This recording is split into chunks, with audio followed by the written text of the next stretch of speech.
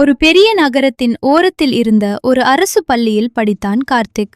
அவனை பார்த்தவுடன் எல்லாருக்கும் முதலில் தெரிய வந்தது அவன் முகம்தான். கொஞ்சம் குரங்கை போல இருந்த முகம், பெரிய கண்கள், சின்ன தாடை, வித்தியாசமான சிரிப்பு. அவன் எங்க சென்றாலும் மக்கள் அவனை திரும்பி பார்ப்பார்கள். சின்ன வயசிலிருந்தே அவன் கேட்ட வார்த்தை, ஏ கொரங்கு. பள்ளியில் குழந்தைகள் அவனை பார்த்து சிரிப்பார்கள். பனானா சாப்பிடுவியா? மரத்தில் ஏறி காட்டுடா. ஜூல இருந்து தப்பிச்சிட்டானா? முதலில் கார்த்திக் அழுவான். பிறகு அவன் அமைதியாகி போனான். அவன் யாரிடமும் பேசவே மாட்டான். லஞ்ச் டைம் வந்தால் எல்லாரும் குழுவாக சாப்பிடுவார்கள். ஆனா கார்த்திக் மட்டும் பள்ளி கட்டிடத்தின் பின்புறம் இருந்த பழைய மரத்தடியில் உட்கார்ந்து சாப்பிடுவான். ஒரு நாள் ஒரு பையன் அவன் டிபன் பாக்ஸை பிடித்து ஓடினான்.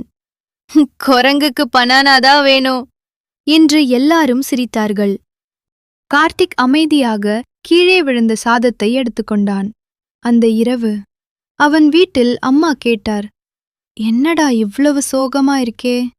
கார்த்திக் சிரிப்பது போல நடித்தான். ஒண்ணுமில்லம்மா. ஆனா அந்த இரவு அவன் தூங்கவே இல்லை. கண்ணாடி முன் நின்று தன் முகத்தை பார்த்தான். நான் ஏன் இப்படி பிறந்தேன்? அந்த நேரம் அவன் அப்பா மெதுவாக அவன் அருகில் வந்தார். உலகம் முகத்தைக் கண்டு சிரிக்கும். ஆனா ஒரு நாள் உன் உழைப்பைக் கண்டு கைத்தட்டும். அந்த வார்த்தை கார்த்திக்கின் மனதில் பதிந்துவிட்டது. அடுத்த நாள் முதல் கார்த்திக் மாற ஆரம்பித்தான். காலை 4 மணிக்கே எழுந்து படிக்க ஆரம்பித்தான். ஸ்கூல் முடிந்ததும் லைப்ரரி, வீட்டுக்கு வந்ததும் ஹோம்வொர்க். இரவு எல்லாரும் தூங்கிய பிறகும் அவன் மட்டும் படிப்பான். பள்ளியில் எல்லோரும் அவனை இன்னும் கிண்டல் செய்து கொண்டே இருந்தார்கள். ஆனா இப்போது அவன் கவலைப்படவில்லை.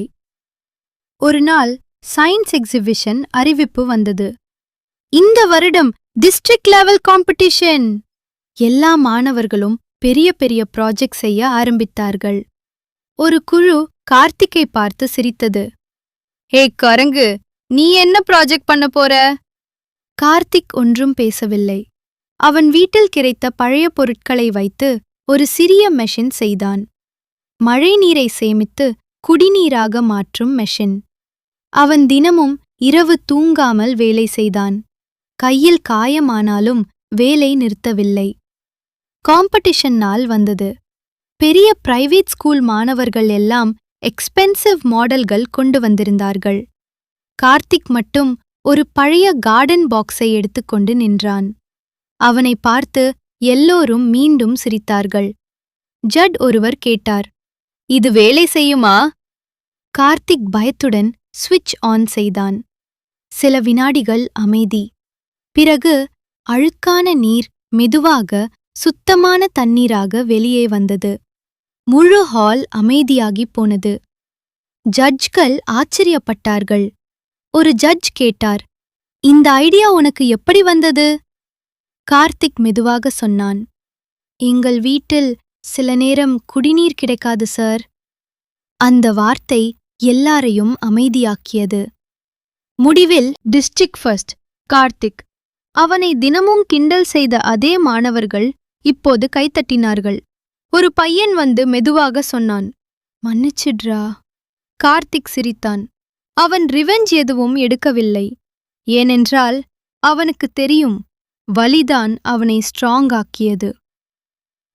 பல வருடங்கள் கழித்து ஒரு பெரிய மேடையில் சயின்டிஸ்டாக நின்று பேசுகிறான் கார்த்திக்.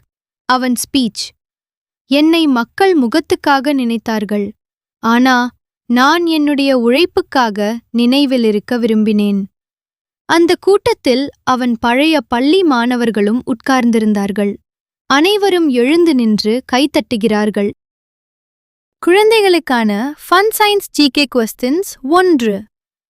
எந்த கிரகத்தில் ஒரு நாள் ஒரு வருடத்தை விட நீளமாக இருக்கும்?